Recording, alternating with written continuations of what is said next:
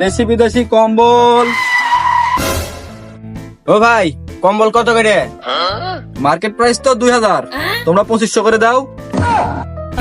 Market থেকে তো 12 foot দাম কম হয়, তুমি এত বেশি চাইছ কে?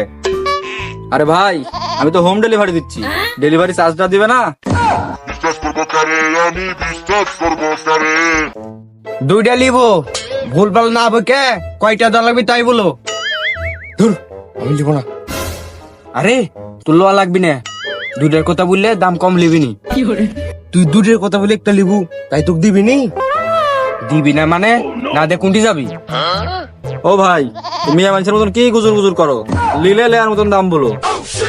লিবো তো বাপু, দামটা ঠিক করে কও। দুইটা 5000 টাকা হয়, তোমরা 4000 টাকা দাও। এই বাড়ির চ, খের ভরে খেতা সেলাই করবো নি।